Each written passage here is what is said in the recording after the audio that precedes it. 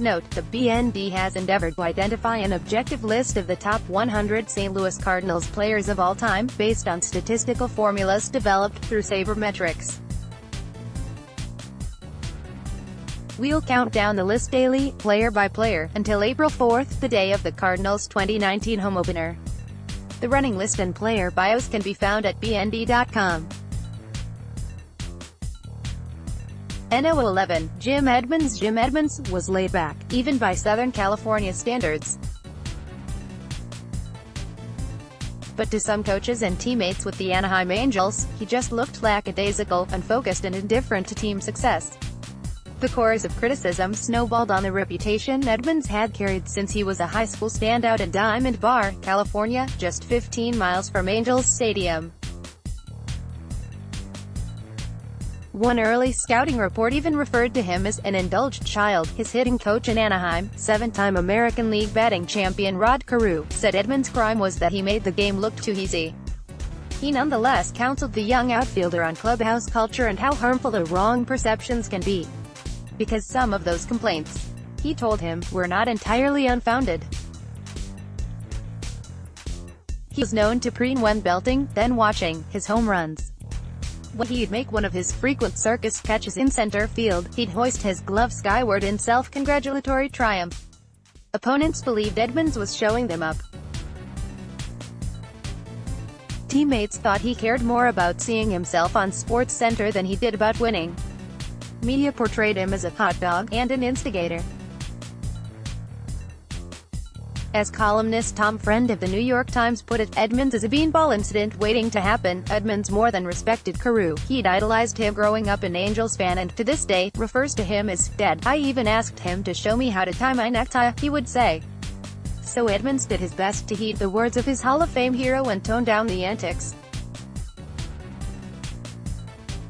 But the reputation proved hard to shake, even after 6 seasons, an All-Star appearance and 2 Gold Gloves. The Cardinals, meanwhile, had shown interest in Edmonds as batting order protection for Mark McGwire and as a replacement in center field for Ray Lankford, who was slowed by a balky knee. They offered up 31-year-old right-hander Kent Betanfield, who had won all of 17 games over 6 seasons before surprising the Cardinals with 18 victories in 1999. The Angels wanted rookie second baseman Adam Kennedy, too, a request Redbirds general manager Walt Jocketty happily obliged. In its March 24, 2000, edition, the Los Angeles Times gave Edmonds a shove on the way out, portraying the deal as a merciful end to a 6-year Angel career marked by spectacular defensive plays, unfulfilled promise and never-ending trade rumors. Quote, Edmonds sobbed upon hearing the news, due in equal parts to a disappointing departure from his boyhood team and the promise of a fresh start with a new team. Privately, Cardinals manager Tony La Russa promised his new center fielder a clean slate, even as his players checked with their friends throughout baseball on the veracity of what they had heard. I don't know Jim much, Lankford concluded in an interview with Sports Illustrated, but I'll tell you this, if he's the player everyone says he is, and he hustles and works his butt off, nobody will care what they said about him in Anaheim. This is a new day. Jim's a Cardinal. It wasn't long before the rest of the Cardinals clubhouse was glad he was. Years removed from his record-breaking 70 home run season, injuries limited McGwire to 89 games, though he still hit 32 home runs. But like so many other cast-off players, particularly during the La Russa years, Edmonds found renewal in baseball-crazy St. Louis. He batted .295, .411, .583 with 42 home runs, 108 RBIs, 129 runs scored. The Cardinals, who finished 75-86 the year before, surged to 95 wins and a first-place finish.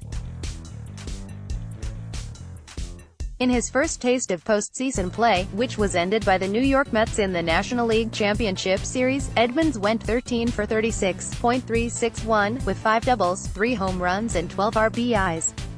He ended up 4th in balloting for the National League MVP and, moreover, established himself as part of a new core that would sustain the Cardinals through postseason appearances in 6 of the next 7 seasons. By 2004, it had included the rest of the MV3 in Albert Pujols and third baseman Scott Rowland. The Cardinals challenged their own rich history, with 105 wins, second only to their 1942 edition in the franchise record book. For his part, Edmonds added a .301, .418, .643 batting line to career highs in home runs, 42, RBIs, 111, ups, 1.061, and WAR, 7.2. The wall-crashing defense and fist-pumping theatrics that made him a hot dog in Los Angeles met with the drama of autumn baseball to make him a playoff hero. Jim Edmonds dives to catch a fly ball by Houston Astros' Morgan Ensberg during the sixth inning in Game 2 of their National League Championship Series, Thursday, October 13, 2005, in St. Louis. AP photo, Mark Humphrey. After defeating the Dodgers in the divisional series, the Cardinals faced off with Houston for the National League Championship. The Astros, who reached the postseason as a 92-win wildcard, took the series lead with Jeff Kent's Game 5 3-run walk-off home run off Cardinals closer Jason Isringhausen. Back in St. Louis at Busch Stadium 2, Houston's Jeff Bagwell spoiled the 4-3 Cardinals lead with a game-tying single off Isringhausen with 2 out in the ninth. Edmonds, facing Astros reliever Dan Michelli with 1 out and 1 on in the ninth, sent the series to a decisive seventh game with a 2-run walk-off homer of his own. The Astros took an early lead off Cardinals starter Jeff Suppan with a run in the first. In the second, Suppan walked Kent and allowed a single to Jose Vizcaino to put 2 on with 1 out for Brad Ausmus. The Houston catcher hit a hard line drive toward the wall in center field. Edmonds, who was playing shallow in anticipation of a play at the plate, tracked the ball as it tailed to the gap in left center, laid himself out in front of the warning track, and made an amazing basket catch to save 2 runs. The Cardinals won it in the 8th on Rowland's solo home run. The disappointment of a 4-game sweep at the hands of the red-hot Boston Red Sox cut the Cardinals deep, as did their premature exit from the NLCS the following season, the last for Busch too. By 2006, Edmonds was 36 years old and feeling the wear of the subtle injuries he sustained in his once criticized outfield acrobatics. In 110 games, his average fell to .257 with 19 home runs and 7 RBIs. The rest of the Redbirds limped, too, falling to 83 wins and depending on an Atlanta win over Houston on the last day of the regular season to reach the playoffs. But both rallied to a final hurrah. Edmonds belted 2 home runs in a thrilling 7-game NLCS against the Mets, then drove home 4 in a 5-game World Series win over the Detroit Tigers. He lasted a final, injury-ridden season with the Cardinals and, after stints in Chicago, San Diego, Milwaukee and Cincinnati, retired in 2010. Over his best 11 seasons, including his 8 with the Cardinals, only 5 position players in baseball had higher WAR than Edmonds. St. Louis fans rewarded Jimmy Baseball with the respect that eluded him with his hometown team. In 2014, they voted him into the Cardinals Hall of Fame. Seasons in St.